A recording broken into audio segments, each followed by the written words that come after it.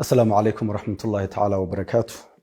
داود يالو waxaad kusoo dhawaataan waraysi gaar ah oo aan la yeelanayno madaxweynaha deegaanka mudane Mustafa Maxamed Cumar madaxweynuhu kaga mahadcelinaynaa waraysiga iyo soo fadhigeena maanta marka labaad waxaan jeclaan lahaa bal marka ugu horeysa xaaladda guud siyaasadeed ee dalka iyo midda deegaanka inaad warbixin kooban naga siiso. way ma santahay bismillaahir rahmaanir rahiim xaaladda guud ee amniga deegaanku aad buu fiican yahay xaaladda siyaasadeed deganaansho siyaasadeed oo balaaran ayaa ka jira deegaanka talahaan haddii aan soo eegnana oo la socotaa in colaadii ka taagneed gobolka Tigray lagu dhameeyay ama maaragtay asafkarad Pretoria oo ka dhacay kaasoo ay socoto fulintiisii laakiin ugu yaraan lagu guuleystay in la xakameeyo colaadii balaaran halka ka jirtay deegaano kale oo hadda ay ka dhaqaaqaan xoogag nooha nabadii way jiraan kuwaasna runtii ka soo reey fiican ayaa ka muuqata si la socoto waxaan rajaynaynaa in si guud dalku uu geli doono jawi degan oo wanaagsan markaad eegto 6 sano ka hor xaaladdu halkii ay lagu talagalay iyo halkii mareysay waxaan filaynaa in ka soo reyn balaaran ay jiri doonto laakiin dad yo badan oo marka meelahaas social media iyo waxay ka arkayaan iyo awgood يعني كلي منطقة الجيش كإن وقت كجرت أركتيه باهية وجهنا أنا أركتيه لكن وحكا صهران هذا ما يحسيه ماذا تشريه بسم الله ويه مثل ما إحنا أدبوا ما صنت هاي ديجان كنا مركن نقول ما إنه يو أرمها هذا تاجن وذا تشرق قرن حقوق مريا محل قفلية نتشديسة يا صومالي مثلية ورورة قاد عاصم محل جيلية برنامج كوذا تشرق قرن هرتوا وبرنامج أو دلك وطلقة إن سؤاله فرح بطنا كده حكوحي ساملين السياسة دي شعب كبا إن لقوا هذا لون سري مادو وح كم نوع عين سوق هذانا مثلاً عدوى الوحي تونسوا من صوب الدكتور ما هو برنامج دولة هو جاميسو وهو جامية كوميشنر بضح برنامج و دلك هذا كسوتشي ده inagu xubna aan ku leenahay commission Maxamuud Dir oo inagu jiro kuwa ugu sareeya commission kaas ayaa dadka la xulaya iyo qaab socodka loo xulayo go'aaminaya ma wax xukuumadda federaalka ama xukuumadda ka jira deegaanadu ay iyagu hagayaan ma waxa lagu talagalay inuu noqdo barnaamij ka madax bannaan dawladda oo taasana keenaysa in codad fara badan oo ka imanaya civil society-ga ururada siyaasadda ururada bulshada meeshii la isugu keeno marka waxa laga filayaa waxa weeye in heshiis laga gaaro isdiidooyinka dhanka siyaasadda iyo dhanka taariikhda ee dalka ka jira kuwaas oo loo mari doono nidaam kolka hore in lagu ururiyo ajendayaasha maxay yihiin meel cid kasta waxa bugta meesha bugta ay tabanaysaa muxuu yahay in la soo ururiyo kadibna ajendayaasha marka la isla garto qaab maaragtay referendum ama afti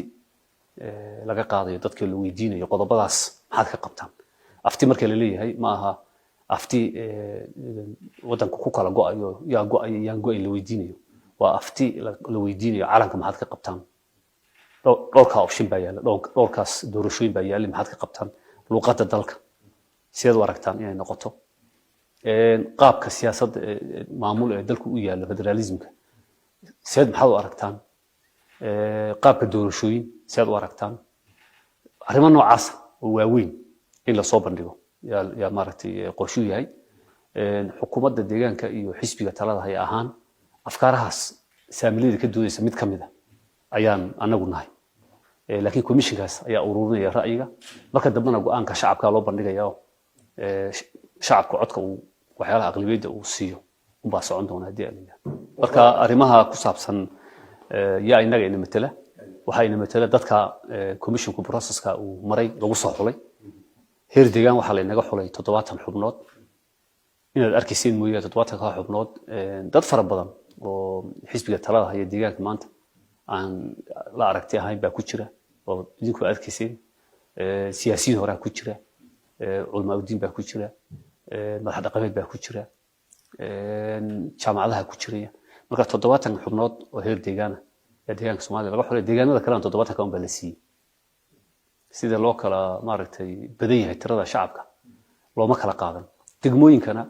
cid walba degmooyinka dhisatay iyo magaalooyinka dhisatay tiradeeda unba hal qof la siiyey marka ciddii laga waxbato waa ciddii laga maamul dhismo batay bay noqonaysaa iyada laftigeeduna marka meesha la tago cod inta gacanta loo taago la codeynayo oo la oranayo gobol hebel waxa ka yimid 300 gobolka Soomaaliya waxa ka yimid 100 oo inta la codeeyo sida loo kala cod badan yahay loo kala aragtida ajendaha loo kala qaadanayo ma noqonayso marka la ururiyo consensus buu ku shaqeynaya commissionku wixii la isla garto la isku waafaqo ayaa maaragtay ajende shacab noqonaya maaha meel majority-ga dadka ay codkoodii kuwa minority-ga ku maqoonayaan madala maaha waxa la qorsheynaya marka taa waa sida yaa qaadacin ururo badan oo hadda siyaasadeed oo barnaamijkan qayb ka ah baa jira marka barnaamijkani cid walba oo dalka joogta inuu ay ka soo qayb gashaa la rabaa marka guusha waa loo balaarinaya waxyaalaha ay ku diidan yihiin inay soo bandhigaan laga qanciyo diyaar baa loo yahay mar walba lama rabo in la yiraahdo cid baa laga maarmo oo banaanka laga maray laakiin cid baa qaatacday uma istaagayo maadaama yahay process shacabka gaadhaya oo shacabka loo bandhigayo cid isbaaro u dhigan karta oo marka uu barnaamijku ku fashamaya sida ma jirto laakiin cid walba inay meesha ka soo qabasho dadaal badan bay commissionku ay ka muujinayaan aqlabiyadda laakiin marka ujeedadu waxa weeye dad aqlabiyadda dalku wuxuu isku raacay in lagu socdo laakiin wixii kooxa ay diidaan kooxahaas markii dalku wuxuu isku raacay la isla qaato in lagu qanciyo waa loo bandhigi karaa diyaaliya Soomaalida waxa metelaya dadka ergooyinka ah ee dirsanayna xisbiguna ma dooranayo xisbiga deegaanka jooga ma dooranayo marka aragti waxa jirta banaanka dad iyagu yiraahdo xisbiga deegaanka ka jira iyo dawladda ka jirta inay meteli karto waa run oo barnaamijkan inuu xisbi kaliya metelo loogu talagelin culimada inay qayb ka ahaato madax dhaqameedku inay qayb ka ahaadaan haweenku inay qayb ka ahaadaan ururada siyaasadda ka jira deegaanka qayb ka ahaadaan yaa lagu talagalay sida marka xisbiga talada haya inay meteli karo loo leeyahay ayaa ururada mucaaradkana qaarkood sida ay sheeganayaan ayna metelin dadka iyagu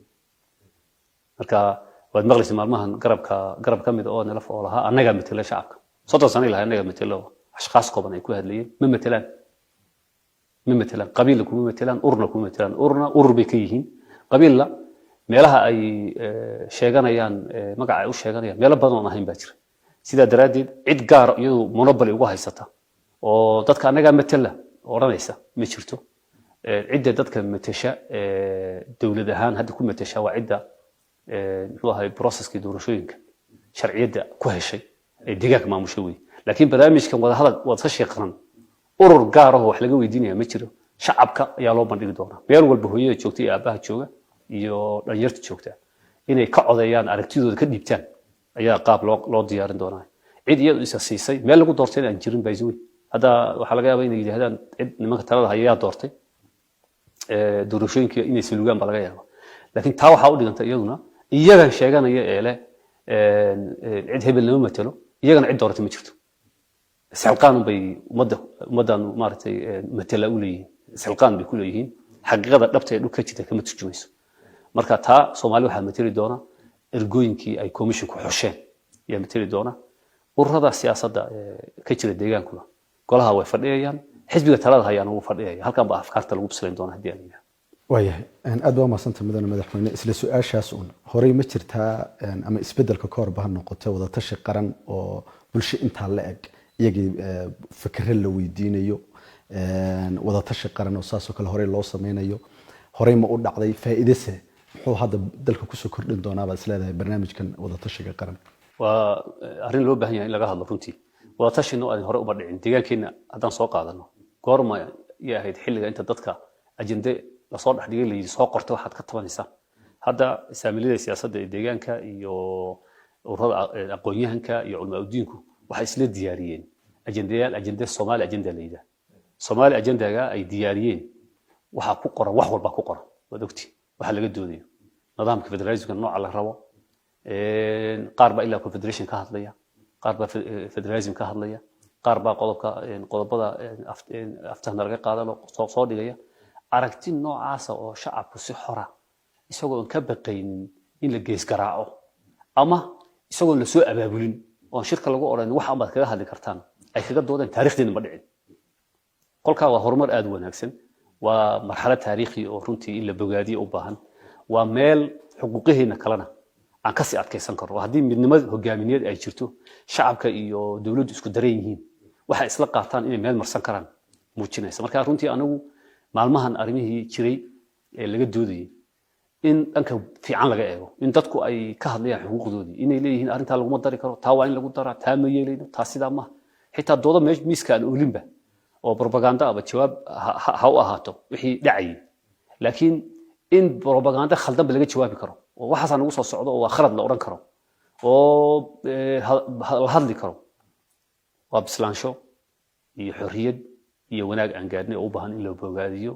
لقونا أمانو عيد والبا أرنتا كسو شقيسو كو كتاي حكومة ما أنت جرت يا مامل كمان تجرا تا مركزين لو أركان أنو أمسنا إيه تاي وناق سوكر لينا وي عدي ربطا إني بروشيسو ويسكو دي كرتا لكن واحد وناق مغضوب برنامج يلا شلي متشري حريد إنه عسل لقى هذا واحد مرة الدرين حكومة يو دتك ما مهل اللي يكون كل دولانين متشري اسكو رتبان كاهين أودياشا يعد والبا qodobada ay ka hadlayeen ee ahaa sidaas aan rabnaa isku aragti baan ka ahayn waana wanaag soo kordhay madaxweyne marka la fiiriyo bulshada fikirro ama lagu dhex tuurayo laga yaabo qaarkoodna inay ama waxay doonaan ha moodaan laakiin bulshada ku dhex jira xogo marka bulshada dhex qaado badidood ay leeyihiin arrimo noocaas oo kala jira xogaha waxay la xiriiraan in deegaanka qoomiyada kale oo kale ay la wareegayaan deegaanka Soomaalida in calankii deegaanka la bedelayo caasimada tusaale ahaan qoomiyada kale ayaa lagu wareejinayaa oo kale magaca deegaanka la bedelayaa arrimahaas bal maxaad is leedahay ama maxaa ka jira maxaysa yani fikrada noocaas inay dhashaan maxaa ka lifay su'aasha jawaabteedu waxay ka bilaabmaysaa halka u dambaysa ee igu weydiisay maxaa hadda keenay waxa yani waa laga jawaabay hadda ka hor anagu calanka deegaanka la bedelayaa waa been waan nidi magaca deegaanka la bedelayaa waa been عاصمة الدجاج كقوميد كاللي ورجيني وبين واحد عقلي عادي أو فيو أقبل كرنا ما كسف لي كرنا واحد جامين تمان الدجاج كتشوكته يدو صواب واحد وحن إنه يماده على كم إلا سوء عليه مقع إلا سوء عليه الصومالي ما كنا واقدين تدي صومالي أنا سقطت ما دم هذا الجيجة كنا واقدين واحد يسوي كرتنا ما هو اللوجه مركز سؤال شو حنقول يسمعها بربغاندوي كان يبوقا حد سونو لي هذا واحد سونو لي waxaan ka soo cusbaanay geeska arimahan la xiriira khilaafaadka ka dhex yimid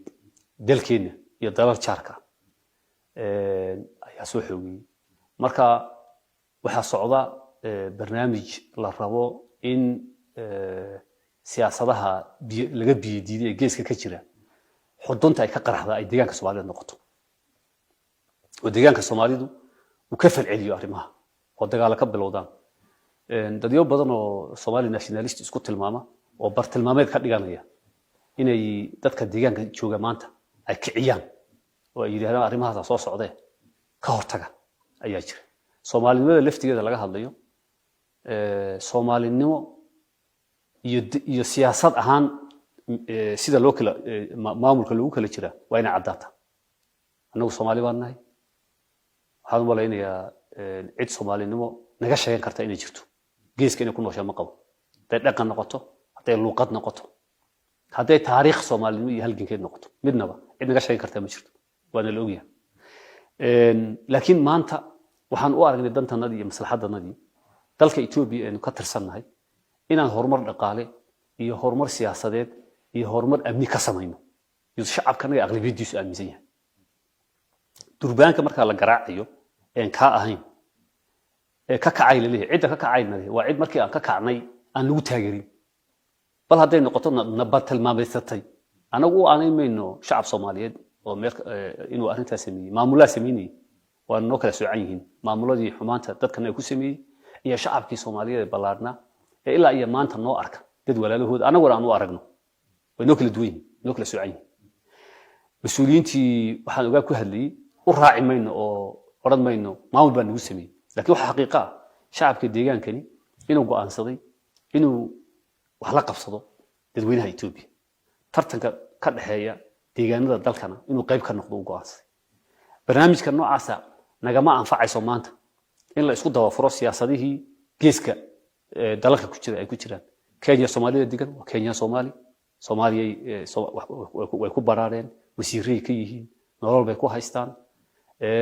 muxuu ahaay waxbarasho ku haystaan aqoon bay ku haystaan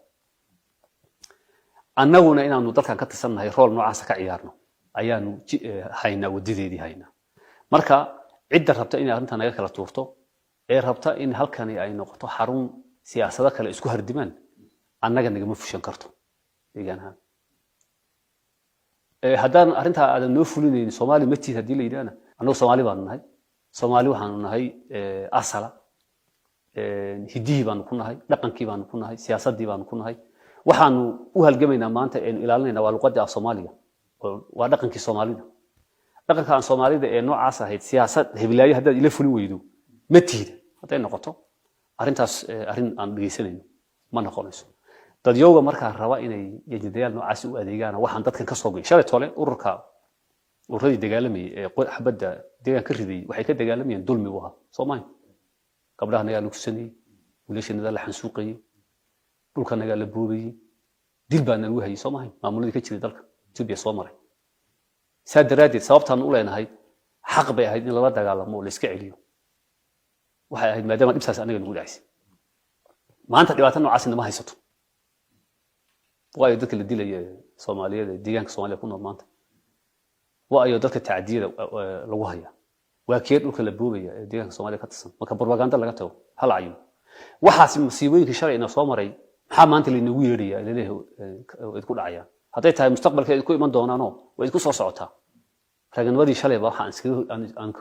ku hor istaagni ee shacabkanagu uu lahaa maantana uu leeyahay laakiin masiibo aan la gaadhin iyo waxaan jirin maanta in maartay la kiciyo oo dadkanagu lagu galaafto diyaaru mani waxaan aaminsanahay marka waxa hadda soo nooliyay propagandooyinkaasi inayna ahayn xogta oon lahayn ula kac in la rabo dadka in la abaabulo oo la geliyo nacayb la geliyo nacayb nidaamka ka jira ka taliya deegaanka iyo nacayb dalka ay ka tirsan yihiin labada nacayb oo isbiirsaday marka in lagu kiciyo jeeda ayaa socota marka taa laga tago waa been abuur caadi ah propagandooyin caadi ah oo been weeyaan calanka deegaanka iyo caasimadda deegaanka iyo magaca deegaanka way sugan yihiin waxa wax ka bedeli karana national dialogue shaqo kuma laha national dialogue waxa laga hadlayaa ama wada xajoodka qaran wixii Itoobiya inaga dhaxeeya laga wada hadlayaa wixii inagu deegaankeena baarlamaan iyo dawlad buu leeyahay baarlamaan iyo dawlad hadda dhisan qorshayaal noocaasi uma yaalaan aragti noocaasna ma qabaan cidda la wada bedelay hadii iyadu u soconiyo bedesho ana waxaan arkaa in iyagu rabaan inay bedelaan hadayna iyagu u soconin oo iyagu aan lahayn anaga bedelayne anagana taageera hadayna lahayn oo iyadu aynu u soconin oo marsi ay ka dhiganin nidaamka maanta jira waxaas shaqada kuma jiro aad iyo aad buuna maartay uga fog yahay fikir noocaas marka taa insaal loo ogaado ayaa mid waxa hadda soo noolayay arrintaasina waxa la rabaa kacdoon in la abuuro kacdoonka la abuurayna waa inuu noqdo mid ku salaysan nolosha dadkanaga waa in la yiraahdo siyaasiyiin waa la xaqiraa waxaas la idinku xaqiray waa in la yiraahdo tacadigaas ay haysta waxaas ay idinku socdo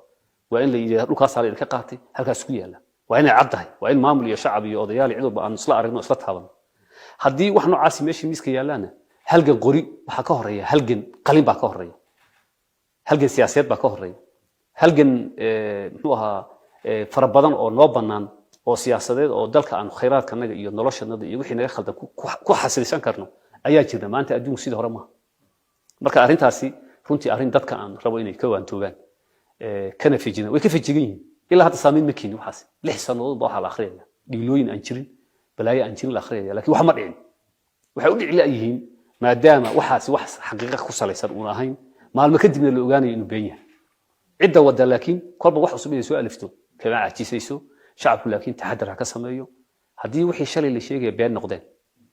kuwa eega la sheegayana waynu u joognaa ay been noqdaan marka in la taxadaro cidda beenta sheegaysa maalin walba la yiraahdo wixii hore sheegteenba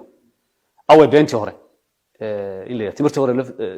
double waa in la yiraahdo beentii hore double waa in la yiraahdo oo la challenge garay in 30 sanadood cid uu meel fadhido ashxaas uu iyagu baas rarto meelaha warwareegaya ay muxuu ahaa intii lagu tamar ku duubteen ishagu wax iska sheegan oo waxaas uu noqdo wax dad ku sheekaystaan waxaan isleeyahay garaadka bulshada in maaragtay iyo ay ku yahay arrinta noocaasi way madaxweyne aad baa u mahadsantahay arrimaha siyaasadda haddaan halkaas kaga baxo waxaa jirta dhinaca waxbarashada yani iyadana u gudbi arday fara badan baa jirta oo dhacaysa bal dhibaatadu waxa ay tahay iyo xalkeeda dadka waxbarashada waa run imtixaanaadkii u dambeeyey 3 sano u dambeeyey arday badan baa qaadatay saddexdii sano ka horreeyayna arday badan baa baasisay 10kii sano ma 3dii sano u horreysay anagu xilka aan haynaba 75% 80% yaa baasiyay ardayda deegaanka rikoordi waa lahayd 60 sano u dambeysay maxaa 3dii sano horena dadku u baaseen 3dii sanena marka ka tagno waayii hore 3dii sano u dambeysay u dhacay hadii la yiraahdo wax isbedelay oo fundamental ah oo asaasi ma jiro wax isbedelay waa qishkii la joojiyo oo la yiraahdo imtixaanaadkii lagu qaadayay iskuulaadka maadaama loo taag waayay waa in lagu qaadaa jaamacadaha ardayda lagu soo xareeyay imtixaan baa laga qaaday qaab socodka arintaasi saameyn ardayda ma ku keenay ma fiican yahay ma fiicna waa dood dalka dhan u taala laakiin waxay keentay ugu yaraan oo muujisay imtixaanaad in jaamacad lagu qaado oo qishkii la joojiya in ardayda baasaysa ay 50% imtixaankii looga baahnaa keenaysa inay yaraato in dalka dhan ba yaraato marka dalka dhan 3% baa yaa ka baasay innagana wax 1% ku dhawaada yaa ka baasay 0.5% ahayd sanadkii hore haddana 1% wax yar dhaafsan baa baasay sanadkan dalka 5% baa baasay innagana wax yar baa 1% baa baasay doorka hore 0.7 baa haddana 1% baa baasay haddaad eegto proportionka aan baasayno dal ahaan iyo deegaan ahaan way isku dhow yihiin marka waa masiibo guud oo dalka haysata in arday badan daadanayso laakiin waxa la saxay waa qishkii la joojiyo qishka in la joojiyo waa halkii ugu horeysay laga sixlaa waxbarashada laakiin qaybo aanan qaban baa jiro oo farabadan macallimiintii in la tayeeyo curriculumka in la tayeeyo dugsiyadii in la tayeeyo maamulada dugsiyada in hoos loo eego shaqooyin badan oo dheeraad iyo miisaanad badan u baahan yihiin yaa jiro oo la oran karo wax laga qaban karo fara badan ayaa wali laga qaban maxaa lagu qaban waayo laba sababood mid waxa weeye baraaruga laftigiisa in dhibaatadu halka gaarsiin tahay oo ardadan baasaysa badankooda ay qash ku baasayaan oo waxbarashada tayadeedu halka gaarsiin tahay waxa lagu ogaaday markii imtixaanka la qaado anaga laftigana baraarug bay noqotay hadda 3 sano u dambeysay 3 u dambeysay dadaalkii laga sameeyayna waa kan waan aragnaa oo sanadkii hore waxa baasay arday kooban hadda waxa baastay kuwii in dhaanta inta ku galeysay barnaamijka remedialka la yiraahdo ama kabida la yiraahdo 1500 1600 arday iyaguna galaya jaamacadii nagu ma fila waa in qorshe cad la qaato miisaaniyada badan loo qabto dugsiyadii la soxo laakiin halka hore laga saxaya waxa weeye ardayda dugsiga 12 waxay ku fariisanayaan imtixaan waxay ku galayaan imtixaanka waxay ku qaadanayaan af Ingiriis laakiin dugsiga dhexe 7 waxay ku dhiganayaan Soomaali halka cilad baa ka jirta marka sanado badan ay ku bagtaan af Ingiriis ku bartaan mar haddii imtixaanka laga qaadayo Ingiriis inay af Ingiriis ku bartaan ayaa loo baahan yahay sadarteed waxyaalahan qaadana waxa kamid ah 1 galaaska 5aad 6aad 7aad 8aad in sanadba mid iyadoo lagu bilaabayo curriculum in la bedelo curriculumka manhajka oo laga dhigo af Ingiriis saameyn balaaran buu keeni doonaa arrintaas macallimiinta marka Ingiriis laga dhigo maadaama macallimiin fara badan oo Soomaalida oo tayo leh hadda aanan hayn inta la diyaarinayo macallimiinta in macallimiin luqadan Ingiriiska dhigi kara incentive loo sameeyo oo dugsiyadii lagu bilaabo marka hadda 13 magaalo oo kuwa 11 caasimadaha gobolada iyo magaalooyinka isugu jira ayaan u qaadanay in si gaar ah xoog loo saaro waxa kale oo wax lagu sixi karaa boardinadii hadda la sameeyay in dhaqso loo shaqo arday fara badan lagu ururiyo ilaa 15 boardin baan leenahay in kastoo qaarkood ay dhamaan haddii 10 ka mid ay shaqo galaan kuwii hore iyo kuwa cusub oo arday 500 lagu soo xareeyo oo macallimiintii loo keeno oo halka lagu diyaariyo de ugu yaraan 5,000 arday bay noqonayaan wax soo baxaya marka qorshe cad baan haynaa hadda dhanka dhaqaalaha xidhiidhi baa ka jira laakiin waxaan ugu baaqayaa waalidiinta inay iyagu kaalintoodii ahayd baraarujinta ardayda iyo kaalintii iyaga laga reebay iyo ka qayb qaadashada waxbarashada intaba ay sameeyaan qurba joogto ay nala qaataan waxaan naga baaba'aya waa generation dhinaca kale masiibo kasta oo dhaco faa'iido leedahay masiibadan dhicitaanka ardayda ay nagu timid inaan uga faa'iideysano xirfadaha inaga maqan oo farsamo yaqaan melihin inagu waxyaalaha loo leeyahay deegaanka qoomiyada qaadanaya lala haya waa dadka shaqaalaha waxay noo qabanaya la arkaa dee shaqaalihiin aan la soo baxan kuwii ka shaqeynayay lightka kuwii ka shaqeynayay biyaha kuwii ka shaqeynayay muxuu ahaa guryaha inoo rijeynayay wixii oo dhan dee aynu inagu soo saarano kuliyadii baan leenahay marka inaan 2 sano aan hagaajinayno tayada uga faa'iideysano ardaydii hore imtixaanaadkii hore aan ku baasin iyo kuwa haddaba garanaysa imtixaanaadka dambe aan ku baasinba in xirfadaha inaga dhiman ee aynu soo karaysanayno inay wax bartaan arrintaana kulli barnaamij in loo qaato marka xirfadihiina haddii xoogga la saaro keliya ma aha in xirfadaha la baro shaqaalayntoodiina inay sida xabsiyada aanu xisaabaadka iyo procurementiga u shaqaalayno ardaydii xirfadda ka soo baxdeen inay shaqo helaan hadda waad ogtahay xirfadda xoolaha iyo xirfadda beeraha kuwa bartaa shaqo helaan xirfadahan kale kuwa bartana in toos xabsiyada looga shaqaalayo cudur shaqaale oo xoog leh oo ardaydii tifeedka gashay ah ama maartay farsamooyinka inaan qaadano ayaa loo baahan yahay marka waxaan la xallin karin maaha waa wax waqti iyo samir u baahan laakiin waxaan qabaa in jidkii saxda ah ee lagu tayeelna waxbarashada aan gaarnay mar haddii ardaygii si sax ah u baasay iyo kii khaldana way soo in ardayda qishka laga ilaaliyo waxay faa'iido u tahay ardayda laftigeed faa'iido u tahay sababta ardaygii dadaalayay ilmaha iyo dadaalayay oo xariifa waxa ka badanaya ilma qishay intee laga cadaalad tahay marka wax loo dadaala meeshii ma oolayso maalin waxaan dhageysanayay xildhibaanka Tansaaniya Maxamed Cabdu wariyihii hore Al-Jazeera oo arrinta isagoo ka cabanaya Kenya oo le qishkii wuxuu keenay arday aan dibadda u diray anigu shakhsiyan in la soo eriyo jaamacadii ay kari waayaan marka arrinta qishku waa arrin hadda lagu baraarugay haddaan hadda la gaadhina ummadda oo dhan baabi'in lahayd marka waxaan qabaa in dhibaatadii la afqabto oo dhibteedii la ogaada macnaheedu ma aha in dhibaato bilaabatay dhibaato hadda bilaabatay waxbarashadii ma jirto dhibaato gaamurtay baa xalkeedii afkeedii la hayaa marka bilowga in lagu taageero dacaayadka iyo huuhaada meesha laga saaro xaqiiqada jirta la wajaho oo ah haddii maanta la damco inaan anagu u muuqano kuwa waxbarashadii wax ka qabtay tiqishta inta la fasaxo boqolkiiba boqol ardaydu baasi karaan midaan qaris bay noqonaysaa iyo bulsho la budduminayo eegana waxa injineeradeenna iyo dhakhaatiirteenu tayo u yeelan laayihiin buundooyinka la dhisaya u dumayaan bukaanku u dhimanaya waa waxbarashada inaga xumaatay bay ka mid tahay marka inaan arrintaa hadda aan si serious u qaadano guntiga dheesha laga dhigo bulsho ahaan ugu baraarugsanaarto siyaasad aan la dhexgelin ayaan u baahannahay shaqadeedina waan bilownay natiijo fiican waa laga arki doonaa baan qabaa waayahay madaxweyne gabagabadii baan soo gaadhnay su-aasheeda ugu dambeysa bal xaaladda dhaqaale ee deegaanka warbixin naga siiyada marxaladda dhaqaalaha ee deegaanku koboc fiican baa ka muuqda sanadkii tegey kii ka horreeyey labadaa sano waxaa aada u saameeyey sicir bararkii ka dhalanayey arrimaha sicirka doolarka isbedelaya ka dhalanayey dadaal baa la sameeyey wax soo saarka in kor loo qaadaa oo wax badan oo cunayno gaar ahaan cuntooyinka maadaama sicir bararka meesha u badan laga dareemaa ay cuntada tahay in dadaal badan toddobaadkan waxaan qiimeynay oo aan dhageystay warbixintii sicirka maciishada daruuriga ah ee deegaanka waxyaalaha aynu soo dhoofsanno waxyaalaha aynu kasoo dibadda ka keensanno marka laga tago waxyaalihii gudaha ahaa raashinada aynu gudaha ku beerana qiimahoodu wuu sugan yahay sicir barar badan kama muuqdo ama halkoodii bay taagan yihiin sanad ka hor marka loo eego ama hoos bay u dhaceenba iyadoo weliba wax soo saarkii hadda uu bilowday inuu suuqa soo galo waxaa ka mid ah qamadiga waxaa ka mid ah galleyda waxaa ka mid ah haruurka aan u naqaano hawyaryaraha waxaa ka mid ah basasha tamaandhada khudaarta noocaasa digaaga wax soo saarka sida ukunta oo kale barnaamijyadii dadaaladii la sameeyey ee dalag iyo daryeel iyo wax soo saarkii faraha badnaa ee loo dhaqaaqay dhanna shacabku ugu dhaqaaqay isagoo ka faa'iidaysanaya nabadgelyada iyo fursadaha loo furay dhanna dawladdu ay fangaraysay waxay keentay in wax soo saar kor u kaco tusaale hadda ugu yaraan 1 milyan gaariyaa la beeraa maalmihii isbedelku dhacay 350 kun buu dhulka la beeraa maanta waxaa la beeraa dhul 1 milyan ka badan wax yar dhaafsiisan 1 milyan natiijadeedu waan aragnaa waxaan ku aragnaa wax soo saarkii suuqa yaalla ee soo baxay marka waxyaalahaas oo dhan qiimahoodu way fiican yihiin waxaa kordhay waxay ku biiray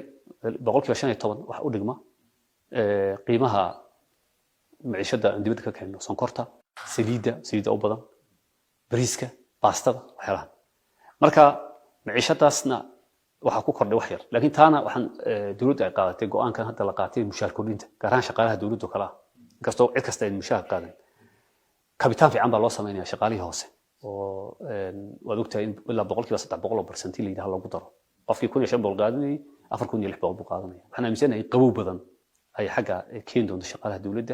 shaqaalaha dawladda wixii ka baxsana in muxuu ahaa shaqo abuurka iyo wax soo saarka xoog la saaro lana ilaaliyo maciishada waxa ku kordhaya inuuna noqonin wax ka fooq ganacsatadu inay khasaarto dan inuu ma jirto laakiin waxa ay saarayaan inuu yahay waxa uu ku biira kolba doolarka iyo ku biira mooyaan wax kale inay ku darsan markuu doolarku hoos noqdana inuu hoos noqdo marka cilada ka jira halka qiimaha doolarku markuu kor kaco maciishadii dibadda laga keenay waxbaa lagu daraya markuu hoos u dhaco laakiin hoos looma dejinayo marka arrimahaas u baahan inaan xooga saarno xalka waara laakiin waxa weeye wax soo saar xitaa inaan u wareegno cuntooyinkan inaan cunno haddii qiimihii cuntooyinkii deegaanku ka soo baxayay kana caafimaad badan yihiin arrintaa waan ku celinayaa qaar baa si kale u tujumi doona laakiin waxa dalka ka soo baxa ee organic uu ka caafimaad badan yahay waxaan soo dhafsanayn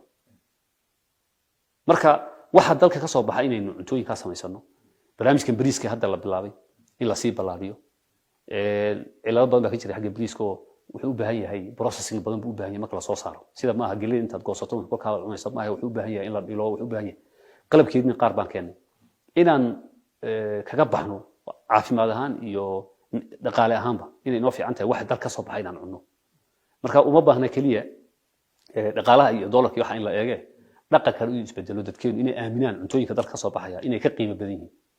haruurka dadku way barteen magaalooyinka dhexdiisa aad baa loo cunaa hadda haruurka gudaha laga soo saaro in fact waa haruur aan balaayo lagu soo dardarin oo ka caafimaad badan oo dadka xanuunada haya la yiraahdo iska daa bariiska iska daa baastada wax cun la yiraahdo weeyaan marka arrimahaasna inaynu ku baraarugsanaano waa loo baahan yahay oo wax soo saarka gudaheena aan kor u qaadno wixii dibadda ka imanaya kalena qiimaha inuuna kor u kicin in maaragtay dabagal lagu sameeyo dowladda federaalkuna go'aankii ay qaadatay waagi dhaweytay innaga faa'iido badan buu inoo keenay inagu muddo 2 sano 3 sano ah qiimaha sixirka suuqa madow ee 120 ka ahaa doolarka halkii doolar ahaa oo baynu dhaqaalihiin ku saleysnaa waxyaalahan soo dhoofsano importiga la yiraahdo import componentiga waxa goods and services aan isticmaalo adeegyada iyo micishada aan isticmaalaba import componentigu aad u badan yahay hadaad guri dhisanayso hadaad gaari muxuu ahaa dhul qodanayso waxa aynu kuwa ku sameeyno machinery aan ku shaqaysanayno dhan oo waxa inoogu yimid dibadda weey doolarka baa lagu xisaabinayay 100 ama maskaxda dadka kaga jiray hadda 130 140 buu uu gaaray hoos buu noqon doonaa inkastoo kii rasmiga ahaa ee bangiyadu wali uu 120 uu dhaafay kaana in la soo celiyo dawladdu shaqooyin badan bay wadaa waxaan aaminsanahay marka isbedelka macroga xagga ku saabsan arrimaha la dhaqan geliyo inuu fariisan doono waxa u muhiimsan doolarku inuu fariisto lacag badan dalka inay soo galaan waa loo baahan yahay maadaama hadda ay fursad fiican jirto gaar ahaan dadka Soomaalida ah ee xawaaladaha waxaan ku boorinayaa inay ka faa'iideystaan waa loo ogol yahay waa la dhiirigelinayaa dalka ha yimaadaan xawaaladii ha ka furtaan bangiyada xiriir ha la yeeshaan taas waxay keenaysaa in doolar badan dalkii soo galo ummadii ay u faa'iideeyaan iyagu faa'iideystaan dalkiina uu qaboway keenaysaa marka arrimahaas waxaan qabaa anigu in caqabadihii jiray laga nasan doono in yaroo xaalad yar waa la marayaa laakiin guud ahaan xaaladda deegaanka dhaqaaluhu aad buu u fiican yahay dhanka mashaariicda ayaa u baahan dardargelin in laga sameeyo oo arrimaha isbedelaya ay qaarkood saameeyeen marka mashaariic qaarkood cagjid ka jira kuwa inaan xoog saarno bilaha soo socdo dhaqso mashaariicda muhiimka noo ah gaar ahaan xilliyada jiilaalka kale mashaariicdii biyaha kala ceelashii afka ka xidhan biyaha kale in la dhaqaajiyo hawlahan toddobaadka dambe laga bilaabo diyaar garow ballaaran oo aan sameynay iyaan shacabka la wadaagi doonaa insha Allah hadii la yiraahdo waxaan qabaa wax wanaagsan oo fara badan bilaha soo socda inaan arki doono aad baa mahadsantahay madaxweyne adiga